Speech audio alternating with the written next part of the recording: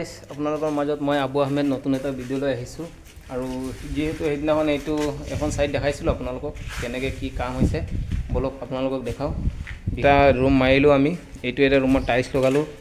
আপোনালোকে চাই আছে যিহেতু চাওক, জইনখিনি চাওক, জইনখিনি দেখিছে আপোনালোকে কিমান মিহি।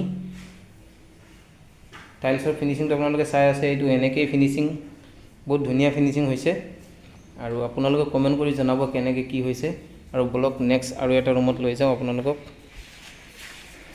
এইটো হল ৰুমত ইয়াত ডিজাইন আছে, ডিজাইনখিনি এতিয়ালৈকে কাটা হোৱা নাই, ডিজাইনখিনি কাটিম আমি, ডিজাইনখিনি বনিব। আৰু হল ৰুমৰ জইনটো চাওক, এনেকেই মিহি, চব ৰুমত এনেকেই জইন ফিনিচিংটো আছে। আৰু এটা ৰুম আছে এয়া, এইটো এটা ৰুম দেখিছে আপোনালোকে, এইটো ৰুমতো এনেকেই আছে জইনিংটো, এইটো চাওক, জইনিংটো বিৰাট মিহি। আৰু টাইলছটো কেনেকৈ লাগিছে আপোনালোকে কমেণ্টত জনাব, মোক কমেণ্ট কৰি জনাব। এয়া আৰু এটা ৰুমত আপোনালোকক লৈ গৈছোঁ। এইখিনি চিম্পল হ'ব, এইখিনি বৰ্ডাৰ চৰ্ডাৰ একো নহয়, এইখিনিত বৰ্ডাৰ চৰ্ডাৰ একো নিদিওঁ, খালি যি হ'ব এই হল ৰুমত হ'ব। হল ৰুমটো দেখাত ধুনীয়া বনাবলৈ কৈছে মোক, মোৰ ওপৰত দি দিলে এতিয়া হল ৰুমটো। আৰু এই কৰিডৰটো মোৰ ওপৰত দিলে যে ধুনীয়া বনাবৰ কাৰণত। আৰু কিটচেনটো এইটো মডেলাৰ কিটচেন হ'ব, সেই চিষ্টেমত কামটো কৰিম। আৰু কিটচেনৰ জইনটো এবাৰ চাই লওক, জইনটো দেখিছে আপোনালোকে। আৰু এটা ৰুমত আপোনালোকক লৈ যাওঁ, এইটো এটা ৰুম দেখিছে, ইয়াত টাইলছৰ ডিজাইনটো এনেকৈ আছে। আৰু ইয়াত ইটা দেখিছে নাই কেনেকৈ 2x4 টাইলছটো বেণ্ড থাকে, সেনেকৈ ইমান চিধা নাহে টাইলছটো, অকণ বেণ্ড থাকে, ইটা দি চিধা কৰিব লাগে। এই দেখিব পাইছে এইখিনিত জইনটো এনেকেই আছে, এইটো চাওক জইনটো কেনেকৈ মিহি। আৰু বলক কৰিডৰটো দেখাওঁ, এয়া কৰিডৰটো, এইটোতো কিবা এটা বনাবলৈ কৈছে মোক, এইটোতো কিবা এটা বনাই দিম ডিজাইন। গাইজ ফাইনেলি ইমানখিনি কাম কৰিলোঁ, এতিয়ালৈকে ফিনিচিংটো বাকী আছে। ফিনিচিংটো কেনেকৈ কি হয় আপোনালোকক দেখাই থাকিম, সদায় আপডেট এটা দিম বুলি ভাবোঁ, কিন্তু কামত লাগি থাকোঁ, সেইটো কাৰণত একো দিবই নোৱাৰিছোঁ, ভিডিঅ' কৰিব নাই পৰা, আপোনালোকক দেখাব নাই পৰা, সেইটো আমি দুখিত। আৰু আপোনালোকে যদি নতুনকৈ মোৰ চেনেলত আহিছে তেতিয়াহ'লে আপোনালোকে মোৰ চেনেলটো ফ'ল' কৰি দিব আৰু লাইক এটা মাৰি দিব আৰু কমেণ্ট কৰি জনাব কেনেকৈ কি হৈছে। আৰু ফিনিচিংটো আপোনালোকে দেখিছে, ফিনিচিংটো এনেকৈ ধুনীয়া ফিনিচিং দিলে ধুনীয়া টাইমো লাগে, বহুত বেছিকৈ টাইমো লাগে। এটা ৰুমত আপোনাৰ দেখিছে এই ৰুম এদিনতে কৰা হৈছে, আৰু ধুনীয়া ফিনিচিং দিলে আপুনি বেছিকেই লাগে।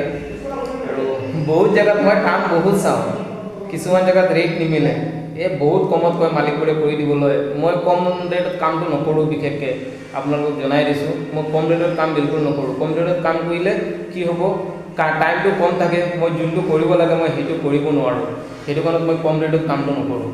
আৰু ঢেৰ ছাইড আহে, যোনটো মোৰ তকদিৰত থাকে, মালিক ভাল থাকে, কথাখিনি বুজাওঁ এনেকৈ কৰিব লাগিব, তেতিয়া বুজি পায়, যেতিয়া মোক কামটো দিয়ে। কামটো সদায় এটা দুটা ফোন আহিয়ে থাকে কামৰ বিষয়ে লৈ, কিন্তু ৰেটটো নিমিলে, বিৰাট কম ৰেট কয়। আৰু কম ৰেটত ফিনিচিংটো সেনেকৈ হ'ব, সেইটো কাৰণত মই কাম নলওঁ। কিন্তু মোৰ ওচৰত যিখিনি মিস্ত্ৰী আছে এইখিনি মই হাতটো বেয়া কৰিব বিচৰা নাই, এনেই কম ৰেটত মই সিহঁতক প্ৰেছাৰ দিম, আজি ইমানটো কৰিলি নেকি, অকণ স্পীড কৰ, এইটো কৰ সেইটো কৰ। টাইলছত বা চাউণ্ড দিব, ধপক চাউণ্ড, এই ধপক চাউণ্ডটো দিবই 100%। তো সেইটো কাৰণত মই কম ৰেটত কাম নকৰোঁ, লাগিলে 2 টকা বেছি লওঁ, ফিনিচিংটো ধুনীয়া দিম। সেইটো কাৰণত মই এই ডাইৰেক্ট ৰেটটো মোৰ অকণ হাই থাকে। চাৰিআলিত মানে আমাৰ ইয়াত টিঙেচালি হওক, য'ত হওক, যিমান মিস্ত্ৰী আছে চবতকৈ ৰেট মোৰে বেছি, কিন্তু কামো মই সেনেকৈ কৰোঁ।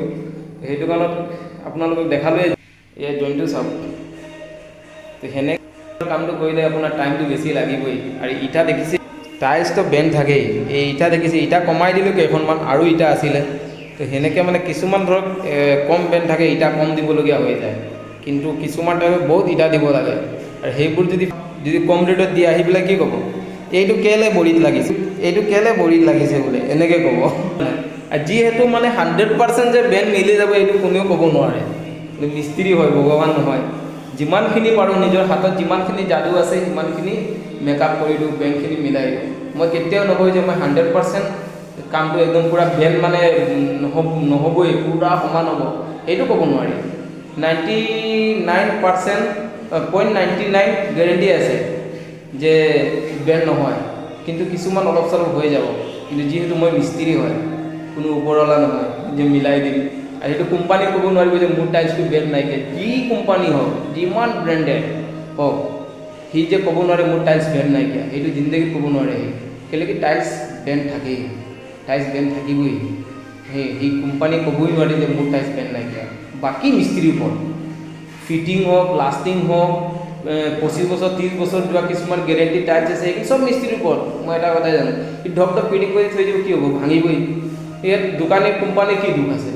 তো সেইটো কাৰণে কিছুমান কাম মানে মিস্ত্ৰীৰ ওপৰতে থাকে, লাগিলে 2 টকা পইচা বেছি দিব, যাকো দিয়ে 2 টকা পইচা বেছি দি কামটো ভালকৈ কৰাব। ধন্যবাদ থাকিল, আৰু ভিডিঅ'টো নতুনকৈ আহিলে ফ'ল' কৰি দিব।